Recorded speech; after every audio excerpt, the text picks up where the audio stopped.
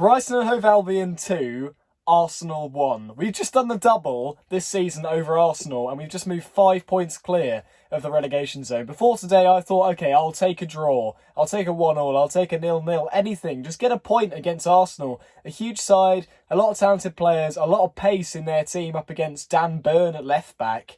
And we've come out of a victory. And who else but Neal Maupay to score the winner in the 95th minute.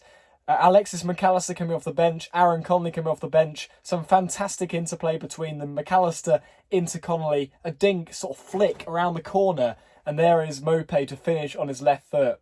And if the crowd was there, they would have gone wild. The cardboard cutouts in the East Upper, absolute bedlam in the East Upper there, and I am so happy. As I said, we move 5 points clear now of the relegation zone with that win over Arsenal, and I feel a lot more confident about our potential survival. A big talking point about the game today was Neal Maupay clattering into Bernd Leno, the Arsenal goalkeeper, and Leno injuring himself quite severely. So all the best to Leno in his recovery. It looks like a serious injury to his right knee. I think it's right, maybe left knee. The way he fell on it after Maupay knocked into him as he caught the ball in the air on the edge of the penalty area. It did look nasty, so my thoughts are to Bernd Leno, and I hope he makes a swift recovery. But a lot of people are saying that Neal Maupay is to blame for this injury, and you actually had Leno on the stretcher going off the field, pointing at Maupay and shouting at him, and you had players clashing with Maupay throughout the match, including Matteo Guendouzi, who grabbed Maupay's neck after the late winner. There was a lot of clashes on the field as a result of Maupay's, as they say, actions. I don't think he did anything wrong. He was jumping for the ball. Bernd Leno caught it, and after he caught it, Maupay clashed into him. There was maybe a little bit of a it was a bit forceful, but Maupay does that anyway. He's a fiery attacker, and he always puts everything into any challenge he does. So I don't think it was his purpose to injure Leno at all. He wouldn't have done that. He said that in the post-match interview, and he also said that Arsenal players need to have a bit more humility, and that and they got what they deserved as we run out winners today. I thought Yves Bissouma in the middle of the field was absolutely outstanding. He was my man of the match. He was the man of the match by the BT Sport commentators. He just played so well. I think he made six tackles, 4 interceptions, 4 recoveries, 83% pass percentage. And I think he also created a chance today. Absolutely bossed that midfield, which is no mean feat against Arsenal, who have got players like Matteo Guendouzi in the middle. So he did very well. And he also defended quite well against the likes of Nicolas Pepe and Pierre-Emerick Aubameyang and Alexander Lacazette up front. He came back and defended when he needed to, and then he brought the ball forward and pushed through the centre. I felt that Davy Proper alongside him didn't have his best game today, but he didn't really do much wrong. But he's normally a lot better at creating chances and playing the ball across the park. It kind of looked like he was a little bit rusty, obviously without a proper pre-season with so much time off. You'd expect that.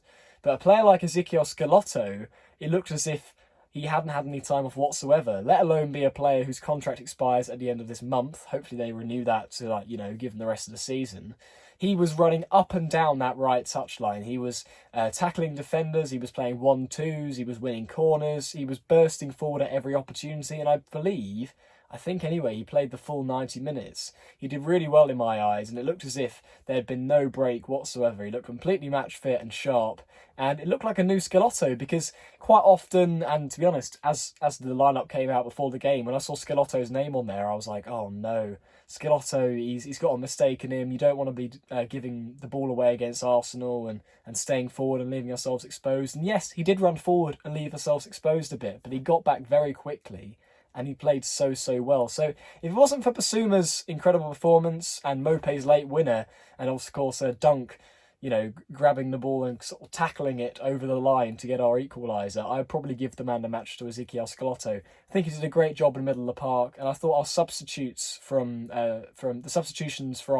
Graham Potter today were fantastic. They were at the right times, and in the end they won us the game. I think Alexis McAllister came on in the 93rd minute, so it looked as if he wasn't going to have an impact and was literally on the field just to waste a bit of time and earn the point. But he was the man who played the ball at a perfect pace into Connolly's feet, and he then, as I said, flicked it round the corner and Maupay finished off. If it wasn't for those 2 substitutions of Connolly and McAllister coming off the field, all done obviously by Graham Potter, we wouldn't have won that game. So hats off to Graham Potter. Some fantastic tactical decisions today.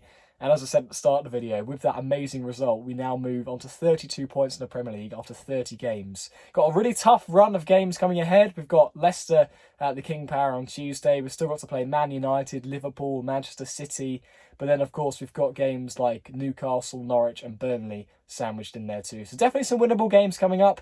Winning against Arsenal has made me so much more confident about our potential survival. We're now 5 points clear of the relegation zone. All the other results have kind of gone our way this weekend. I'm recording this as West Ham are playing Wolves, so let's hope the Wolves can snatch a result there. Obviously, Aston Villa got a point against Sheffield United. They shouldn't have, because Sheffield United should have scored, but that's a debate for another day. And Watford also got a point. They got a late equaliser, so that wasn't ideal. But none of those teams have won as of yet. ASV Bournemouth play against Crystal Palace tonight. For the first time, I think, ever, or since Cardiff last season at least, I want Crystal Palace to win a game. They won against Cardiff last season, and that was ultimately one of the biggest results in keeping us up in the Premier League. So let's hope that they win against Bournemouth today. That did hurt to say, but it would really help us out in our battle to stay up in the Premier League. But we've done our bit. We've definitely played very well today. We did look a little bit shaky, but as is every team. Every team's going to be a little bit rusty after such a long time out. And I'm just glad that we've got that. Our first win in 2020. Boy, we've had to wait a long time for it. 6.5 months, in fact. But we've got that win, and now hopefully we can push on and get a result against Leicester, who incidentally weren't at their best against Watford today. Anyway, I hope you've enjoyed the quick recap of the game. I'm absolutely buzzing. Let me know how you're feeling in the comment section below. If you're an Arsenal fan watching this, well, we've done a double over you. I hope Bernd Leno recovers. It's a shame to see anyone get an injury like that, especially a man who's been a star in your team this season. And Neal Maupay, as he said after the game, although he was teasing about us winning and you deserving it, Leno certainly didn't deserve that, and Maupay recognised that, and he apologised and said that he didn't mean to injure him. So I hope you can take that from this if you are an Arsenal fan.